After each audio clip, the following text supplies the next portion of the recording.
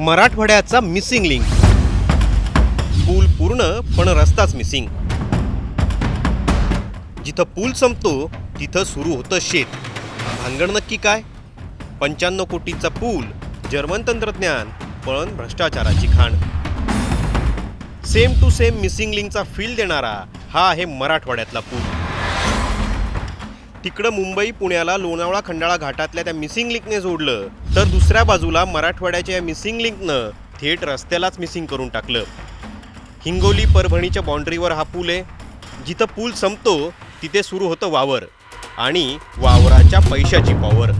मंडळी, welcome to Marathwada. कारण जे कुठं घडत नाही ते आमच्याकडे घडतं. आम्ही आधी पूल उभारतो, मग त्याच्यासाठी जमिनी शोधतो आणि त्याचे पैसे देता आले नाही की मग उभ्या केलेल्या पुलाला सेल्फी पॉईंट बनवतो. धर की खेस सेल्फी.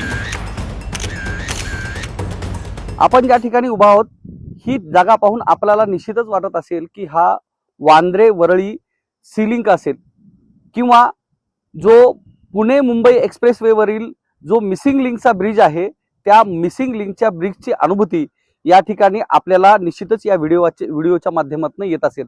मात्र हा जो ना मिसिंग लिंकवरचा ब्रिज आहे ना वरळी वांद्रे सी लिंकचा ब्रिज आहे, तर हा ब्रिज आहे मिसिंग लिंक आणि वरळी वांद्रे सी लिंकच्या धर्तीवर तयार करण्यात आलेला मराठवाड्यातील हा ब्रिज आहे.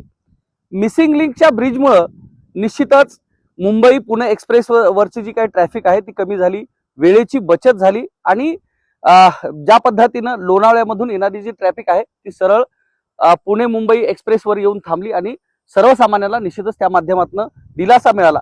मिसिंग लिंकच्या त्या ब्रिजमुळं आणि त्या टनेलमुळं निश्चितच सर्वसामान्यांना फायदा झाला, रहदारी करणाऱ्यांना फायदा झाला, वेळेची बचतही झाली.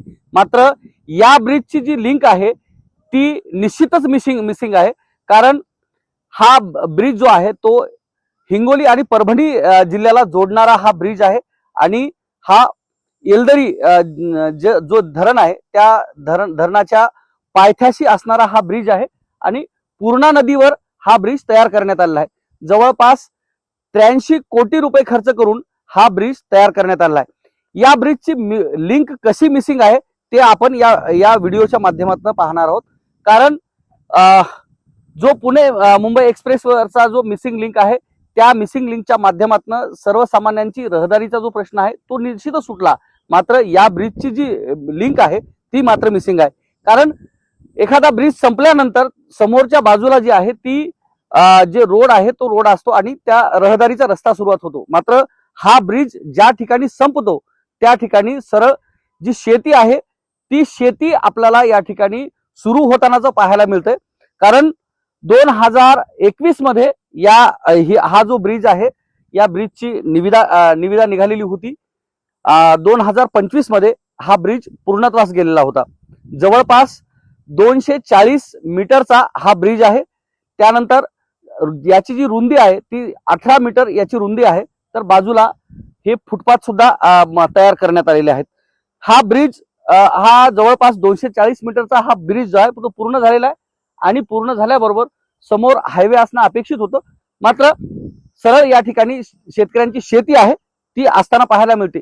सर्वसामान्य शेतकऱ्यांना निश्चितच वाटतंय की आपला जो शेतीमाल आहे तो थेट बाजारपेठेत पोहोचावा असं प्रत्येक शेतकऱ्याला निश्चितच वाटत असतं. मात्र एखादा रस्ता थेट त्याच्या शेतातच महामार्ग येऊन थांबेल का हे पाहणं मात्र औत्सुक्य असणार आहे. कारण हा थेट महामार्गच येऊन या शेतकऱ्यांच्या शेतात थांबलेला आहे. याचं कारण असं आहे की या पुलाची निर्मिती झाली. निधी जो आहे जवळपास 83 कोटी रुपये या ब्रिजच्या निर्मितीसाठी खर्च करण्यात आला. जर्मन तंत्रज्ञानाचा उपयोग करून हा ब्रिज तयार करण्यात आला. सी लिंकच्या आणि मिसिंग लिंकच्या धर्तीवर हा ब्रिज तयार करण्यात आला. खालच्या बाजूला जी पिल्लर आहेत ती पिल्लरची संख्या केवळ 4 आहे आणि नंतर या पद्धतीचे जे काही हे केबल आहेत या केबलचा उपयोग करून जर्मन तंत्रज्ञानाचा उपयोग करून या ब्रिजची निर्मिती करण्यात आली. जवळपास 240 मीटरचा हा ब्रिज आहे आणि रुंदी जी आहे त्या रुंदी या ब्रिजची 18 मीटर आहे. दोन्ही बाजूला 2 फुटपाथ आहेत.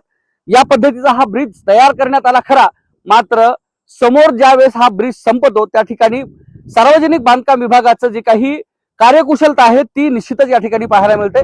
कारण ज्या वेळेस एखाद्या ब्रिजची निर्मिती करण्यात आलेली असती त्या ठिकाणाहून जाणारा रस्ता असतो त्याचं अधिग्रहण होणं अपेक्षित असतं. मात्र ब्रिजची पूर्ण निर्मिती झाल्यानंतरही समोरची रहदारीसाठी होणारा रस्ता जो आहे त्याचं अधिग्रहण करण्यात न आल्या कारणानं ह्या ब्रिज हा पूर्णत्वास गेला नाहीये आणि त्यामुळं सार्वजनिक बांधकाम विभाग हिंगोली आणि परभणी यांचं जे पितळ आहे ते उघडं झालेलं या ठिकाणी पाहायला मिळतं. या ब्रिजला तब्बल 1 वर्षाचा कालावधी पूर्णत्वास होऊन झालेला आहे. मात्र अद्याप तरी हा ब्रिज रहदारी सुरुवात नाही झालेला आहे. त्याच्यामुळं सार्वजनिक बांधकाम विभागाचा जो भोंगळ कारभार आहे तो भोंगळ कारभार निश्चितच समोर आलेला आहे. सर्वसामान्य माणसाच्या टॅक्स मधनं जे पैसे असतात त्या टॅक्सचे पैशाच्या माध्यमातून जी काही इन्फ्रास्ट्रक्चर असते देशभरातलं ते उभं केलं जाते. मात्र सर्वसामान्य माणसांच्या पैशाचा चुराडा कोणत्या पद्धतीनं सरकार दरबारी असणारी जी व्यवस्था आहे ती खर्च करते हे आपण या ठिकाणी निश्चित या व्हिडिओच्या माध्यमातून आपल्याला दिसत आहे.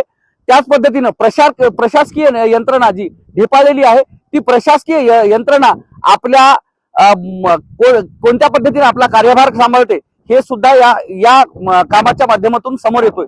त्यामुळे सर्वसामान्य माणसाला मात्र जे आपली जी अडचणी आहेत त्या अडचणींचा मार्ग निघताना पाहायला मिळत नाही.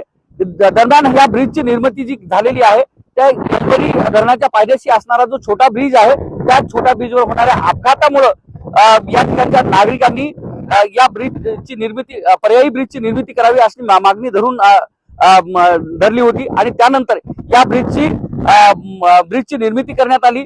या ब्रिजचं ब्रँडिंग जे आहे 2024च्या निवडणुकांमध्ये या ब्रिजचं ब्रँडिंग करण्यात आलं.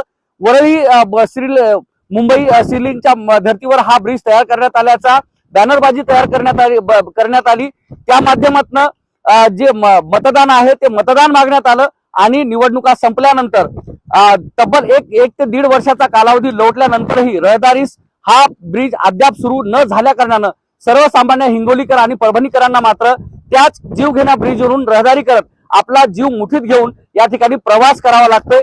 हे चित्र अद्यापही कायम आहे. कॅमेरामन सुधाकर सह मी धनंजय सोळंके, टाइम्स नाव मराठी, हिंगोली.